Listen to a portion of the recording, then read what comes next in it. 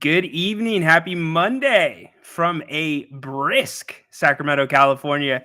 Kings Nets at the G1C tonight. We've got all the details for you.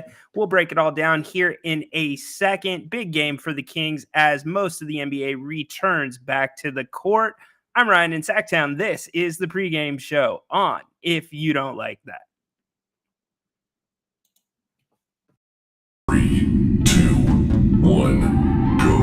Sacramento miscue. Carter, stolen by Williams. And look at this. Oh, you don't like that. You don't like NBA basketball. Fox, goodbye. Oh, if you don't like that, you don't like NBA basketball. The exclamation point from De'Aaron Fox. Oh, if you don't like that, you don't like NBA basketball. Boy, that's an ESPN highlight right there. Whoa. Carlson comes in. How about this? Holy moly, Jim Bob Bowley. That is a major league smush. What's happening, everybody, and welcome in. Look right there. That's what I like to see. What is up, Mark? Checking in from G1C Section 208. Love it. Building's probably filling up a little bit still right now on a Monday night. Doubleheader of Monday Night Football going. You got the Dolphins and the Texans, and then also the Giants and the Packers. I think we know somebody that might be watching that Giants game a little bit closely. But anyways, getting back to it. Walt, what is up, man? Good evening. Happy to have you here on the pregame show. Kings, Nets. Kings looking to get back on the horse after a win that they needed to have. We say, you hear must wins all the time, those kind of terms thrown around.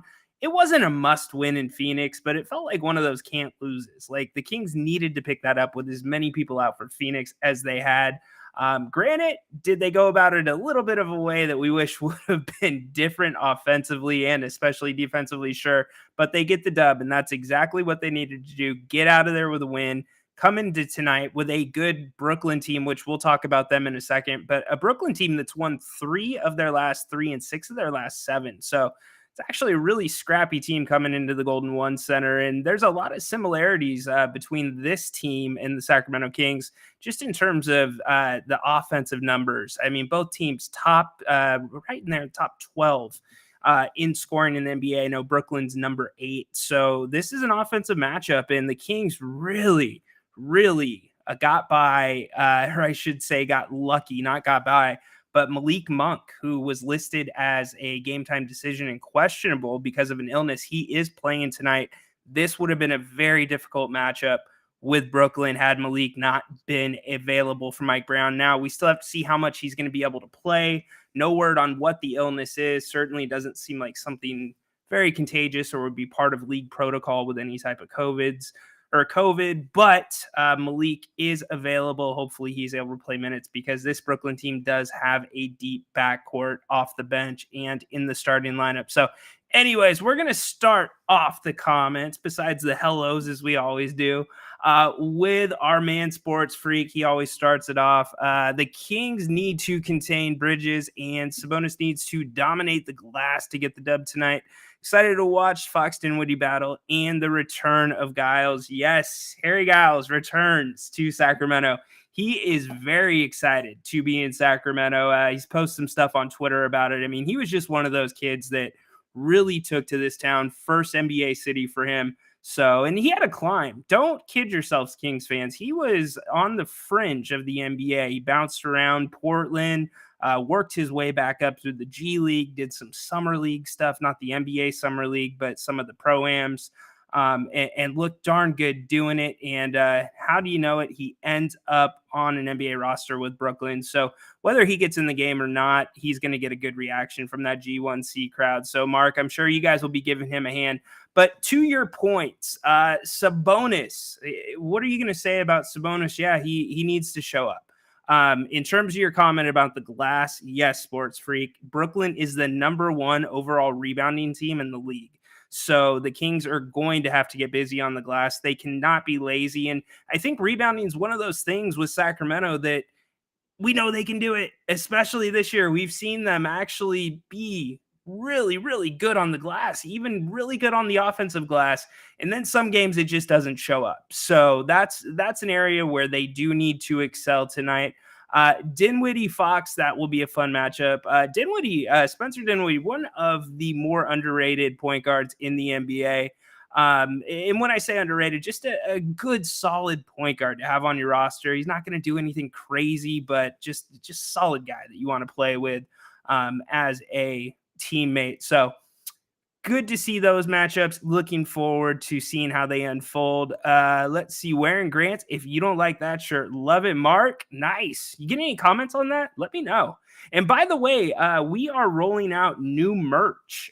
Grant's mentioned that on a few of the shows already, but that will be likely rolling out this week. And to everybody last year that picked up some merch, we really appreciate it. Anybody that had any issues with merch last year, we are very sorry. We have tried to make everything right. We've had shipping issues that were outside of our control. It was our first time doing it. And so to wrap everything up with that, we have brought in a third party to administer everything with the t-shirts. So you will have a point of contact for customer service if there's any issues. And we have taken that out of our hands to make sure we don't have problems again this year. So thank you for giving us another shot, and looking forward to Grant announcing that stuff when it comes out. Carf, what up, my man? Let's go Kings. Yeah, it's going to be one. This is one of those games. You look at the Kings and you look at the schedule ahead. It's one of the easier ones, and it's really not an easy game. Again, this Brooklyn team, they can play with just about anybody when they're on. They're streaky. They've won, again, 6 of 7, 3 of 3 coming into tonight. So this is the exact type of team that the Kings would sometimes look past last season, right? Certainly, we think about that first game against the Nets last season, and they absolutely blew them out. One of the more memorable early games in the season. That was that first game back on national TV. But, they took care of business that night. Tonight, this is a different Nets team, different Kings team, too. The Kings have to take advantage of these games because they've got some heavy hitters rolling into Sacramento soon. And they've just got to not be as inconsistent. Grant talks about it all the time. I've talked about it. Jerry's talked about it. We all talk about it. You guys talk about it. So this is a game they have to come out and have in the bag. There's no doubt about it. So we'll see as we get closer to tip off. A little bit more about the Nets. Again, they do just a little bit of everything well. Points per game, 8th in the NBA. Like I said, 17th in opponent points per game. So they allow, basically, there's not going to be much defense in this game, but they're still somewhat middle of the pack. Offensive rating, 8th, same as scoring. Defensive rating, 16th. So about the same as points allowed per game. Win-loss record, 13-8 on the season. And preseason odds to win a championship. The Kings were plus 3,500. Brooklyn, 12,500. So that's a big number. And the Kings are actually favorites tonight by 4.5 points. Had Malik Monk not been in the lineup tonight, I don't know how I'm feeling about that. But, I think it's a fair line. I think that the Kings have a lot that Brooklyn's going to have a problem matching up with. But conversely, the Kings are going to run into the same problem on the perimeter because of Sacramento's issue defending the ball, staying in front of men. So tonight, the Kings have to try to make an advantage, whether it's putting pressure on the ball, full court pressure, whether it's doing a half court trap every now and again. They've got to do something different because Grant was talking about it the other night. Every game in this Western Conference, it's so important because you can look at the Kings. They've beat the Lakers 2 times. The Lakers moving up the standings now in the Western Conference. And you see teams that have not been playing very well that have beat the Kings in games this season. So you've got to make sure that you are holding court, especially on home court. And one thing that you do want to look at with Brooklyn as well, they're a good road team. They're a 500 road team, even though they're 13-9 overall. So, or 13-8 overall. So, my expectations tonight, this is going to be a game where the Kings absolutely cannot beat themselves. And I know that goes without saying most nights, but this can't be a game where the Kings come out and not get production from all 5 of their starters. You don't know what you're going to get from Malik Monk. You don't know who that spark is going to be if it's not Malik Monk. So you have to make sure, whether it's De'Aaron, Sabonis, any of those guys playing big minutes, that they are contributing in that starting lineup. You have to be a threat. And sometimes I wonder, we touched on this in the pregame show before the last game, that is this team too unselfish? And that's something that we got to continue looking at, because I'm tired personally of seeing this team. We're not talking about a Sacramento Kings team that's shooting the three ball nearly at the same clip they were shooting it last year. So when I see a team that's passing up open 2-pointers and open mid-range shots for 3-pointers that are contested or just decent looks or looks early in the shot clock, I'm starting to shake my head a little bit. It was already last season at times a no, yes kind of thing when somebody would pull from 26, 27, 28 feet. But now with this Kings team, the way they're shooting the three ball, you've got to be more aggressive in that inside game and in your perimeter defense, because you're going to be having more extended plays where you have transition defense and you have to pick up on a short court. And so, long story short, things are different for the Kings this year. So tonight is one of those games that they've got to come in and enforce their will on who they are. And we know who they are. They're a team that's streaky, that when they're filling it up, they fill it up right. And when we look at it, the Kings really have not had a huge, when I'm talking huge, I'm talking Utah, some of the games earlier this season where it was just an offensive explosion. That has not happened. Minnesota, that would be another game that comes to mind. So could this be one of those games for the Kings? And, we're sitting here talking about all these inconsistencies with the Kings and, how things could be better. This is still a team that's, I believe, almost 4 games over 400 or 500. So like I said, the Kings sitting here at 12-8, 4 games over 500. You can't be too upset, right? But here's the question I would ask all of you Kings fans, even coming into tonight, before we see what's going to happen in the product and the effort that's on the court. The question is, at this time last year, were you more optimistic about where this Kings team was headed? Think about this. Now, this team this year is 1 game better in the record column or in the win column than last year. But were you more optimistic last year than you are this year at this time? So, question of the day, let me know what you guys think. So I appreciate all you guys chiming in. Let's get to your comments. I have been taking up way too much time here. Yes, Rich, we did. It was beautiful. Appreciate it. Yes, sir. Checking in from the Mesa. So for those that don't know, Rich in San Diego, always checking in from the 619. Appreciate it. Did the shirts drop yet? No, they did not, Alberto. We will let you know. I talked about that early on in the show. Yeah, we will have shirts and merch dropping probably sometime this week. You will hear more tonight as the night goes along. Again, be right here on If You Don't Like That for pregame as you are right now, and we appreciate it. Halftime with Jerry Reynolds and Grant, and then postgame coverage here on If You Don't Like That. Carf, what is up, my man? Any updates on Len's injuries would be helpful to get him back on this team.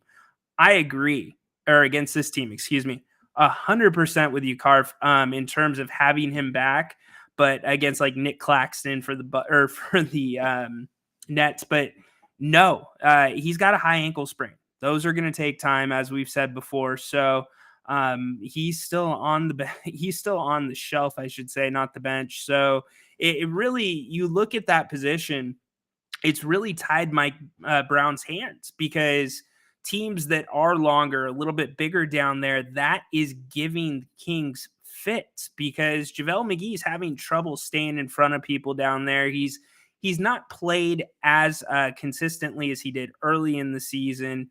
Or he was starting not to get those minutes, I should say. And even now, since Trey Lyles has returned, he's not playing the same type of run. But now you bring Trey Lyles into the fold, you've got the other of the two options where the defense, not bad. Trey Lyles has got that nice little chip on his shoulder. Really, he's kind of that guy. He's right in the middle of every scuffle if something happens on the court for this Kings team. But he's smaller. So you're either going small ball and then you adjust maybe and go bigger on the perimeter if you're the Kings, or you're going with JaVale when you don't have Alex Len. So when Alex Len was here, he was giving the Kings good minutes. And so the injury couldn't have come at a worse time. And games like this, absolutely. I mean, I would argue pretty much every game he has been out, the Kings could have used him somewhere. So good question there. You're going to go on record, Alberto, and say that Harrison Barnes and Kevin Huerter will combine for less than 10 points at halftime. Interesting. What's everybody think? Would you guys take the over or the under on that combined 10 points? So tonight I would go over. I would absolutely go over on that. Not so much from Huerter. I think that you're going to see more from Barnes tonight. That's just the hunch that I get. When I talk about that spark that the Kings are going to need tonight, and I get he's in the starting lineup. I get he's a veteran of this team, the quote-unquote consummate professional. But Harrison Barnes, he's just been quiet. There was times last game where he was starting to show a sign or two, whether you noticed it or not. So I think tonight may be the night for him. So I'm going to go over there, and I think mostly in Harrison's court. But let me know what you guys think. That's a good question. And that's probably the right call, Alberto, by the way, because that would probably, if you look at the first half statistics for this Kings team, my guess is they would probably be averaging under, they would both for sure be under double, or they would be under double digits. My guess would be. So good by you. Good job, Alberto. Let's see. This year there are some expectations. Yeah, true. So you're more optimistic last year because of the expectations. Fair enough, Alberto. Yeah, I think that's a good point. And the other thing too is things change. I mean, look at just the injuries this year. The Western Conference has been about the same. I mean, it's still a good Western Conference, but the Stars have been playing sans Phoenix with Durant or with Beal. And Durant from time to time. So, I see you there. I want to get as many of these in as I can. You are not, Sports Freak says, as optimistic because the offense isn't as incredible as last year. And the defense has not improved, agreed, or been consistent. On the other hand, all but one loss has come to only 3 teams. Yeah, you bring up a good point. And 2 of those 3 teams are teams that we were, let's be honest, teams that we were thinking we would roll over. And no, they're actually playing well this year. So I'm seeing that. Now, here's the thing about the offense. The offense has been inconsistent, but the Kings have not been playing with a full deck, or at least not playing with a full deck in terms of guys with their health. So do you have a good sample size of this offense? I don't think you do. I think the sample size that we have of this offense is it's going worse when it goes bad. You know, like that's the best way I can put it. When there is holy moly, my apologies. I just looked up on Monday Night Football and there was a cow on the field. But you look at this team, and this team is just one of those teams that really, they need some more time offensively, whether that's because of coaching, whether that's because of Mike Brown and his team and what they want to institute. It's one in the same regardless. It still falls under that coaching umbrella. And I'm not convinced what the scheme is offensively isn't drastically. And when I say drastically, I get the product looks fairly similar to what you saw last year offensively, but I think what the players are being asked to do is drastically different within that system, other than obviously your Foxes and your Sabonis's. So the offense is going to be the bugaboo. Defense, it's a little bit better, but I think the offense being so bad has made the defense look a little bit better at times because the Kings have won some close games. Rich, Alberto is wrong. Alberto is wrong. All right. I like it.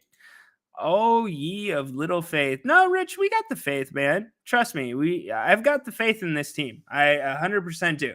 If we're going to talk about people that have the faith in this team, I'm the one that takes it all the time because I support this team. And yes, I am a fan of this team, but I am also a realist and I look at the numbers. I look at the product on the floor. I give my opinion.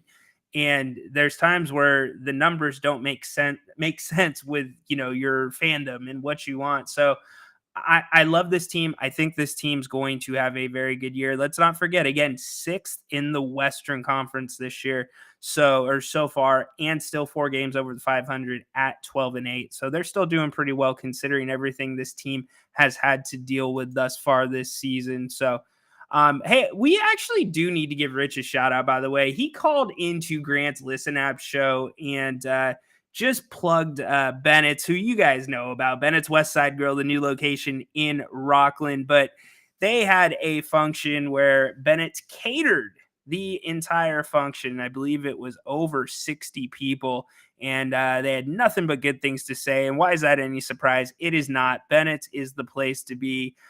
We rave about their food all the time, but it's also just about their service and their specials. It's one of the few places here in Sacramento that every time I go down to buy a meal there, I know what I'm getting. I know the level of service that I am getting, and it's just an amazing time. But also, don't forget, and I'm gonna have to give Rich love here too.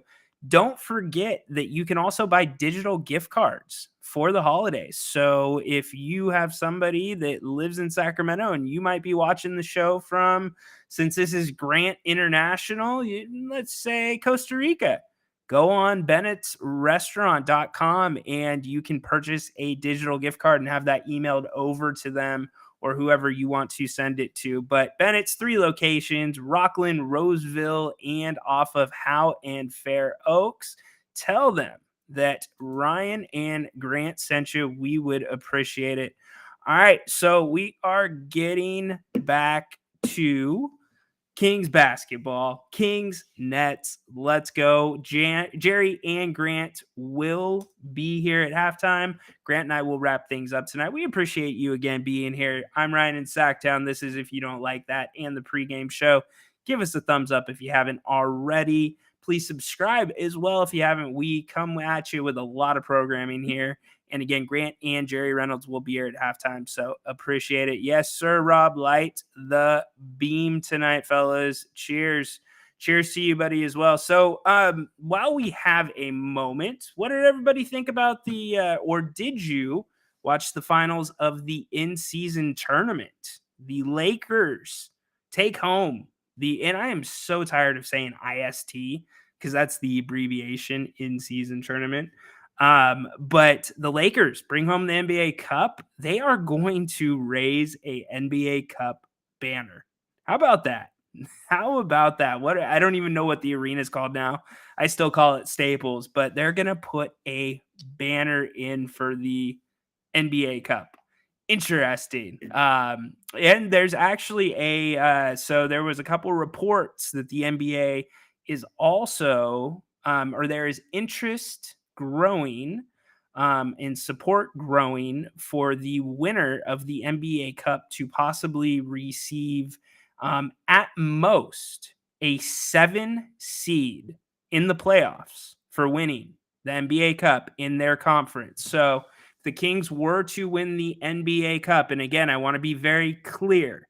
This is a proposition that has not been voted on. It is an idea floated out there that is gaining, I want to be clear based on the report, gaining support that the winner of next year's or future NBA Cups would, whichever conference they're in, so if it was the Kings that won, would get at the best a 7 seed into the playoffs in the West.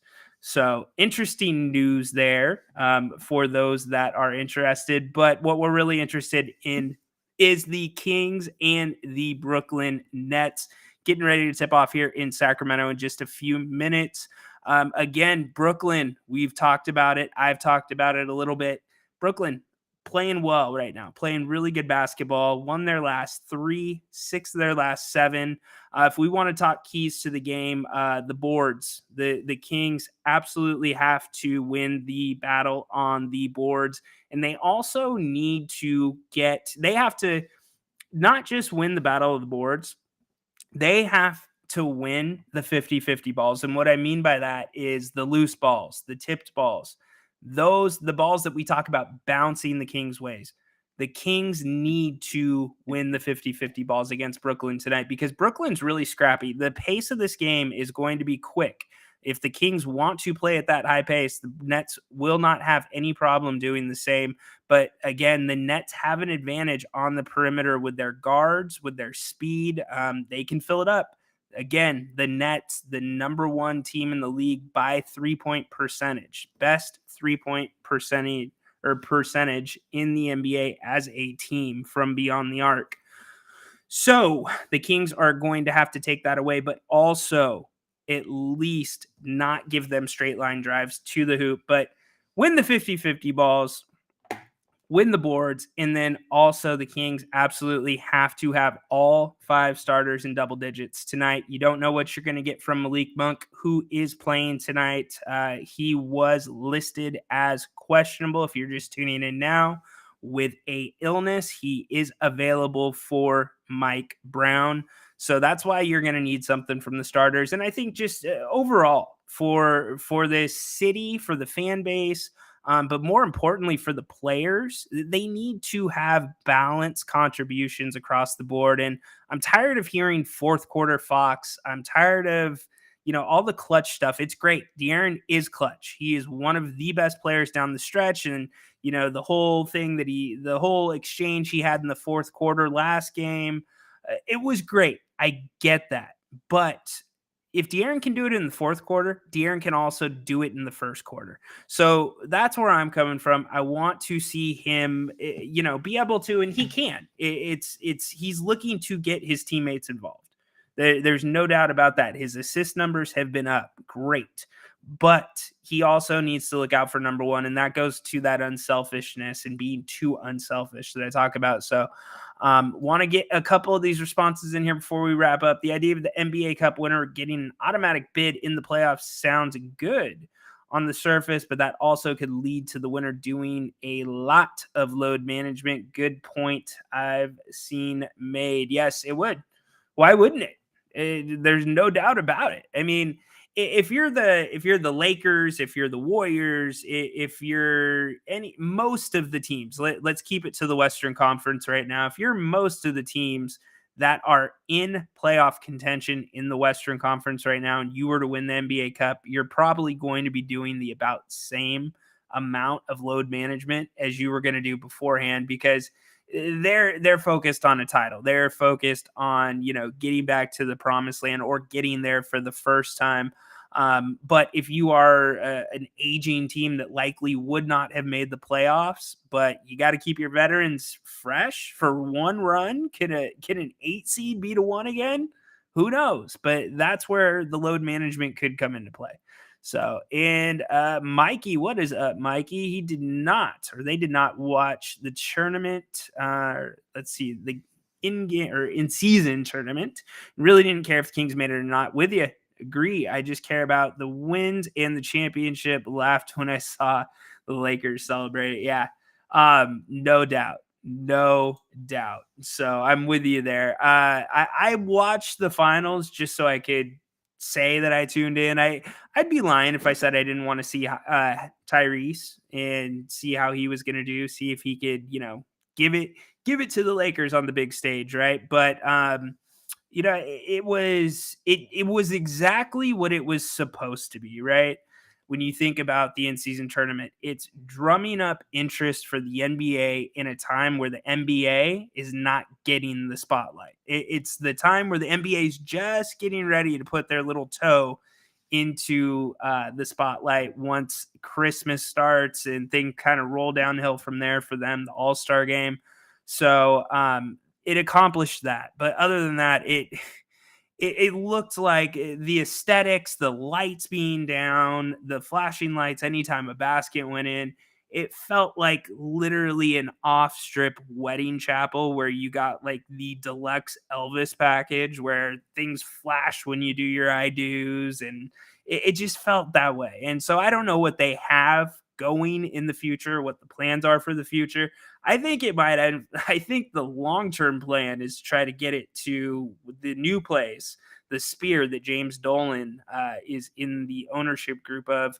But it was what it was. I mean, there's things we can pick apart. I mean, there's articles all day today about what was good, what was bad, but the load management, it's a great point there. So, anyways, Kings, Nets, we are off topic. That's all right. If you are just getting here, Malik Monk is playing for the Kings.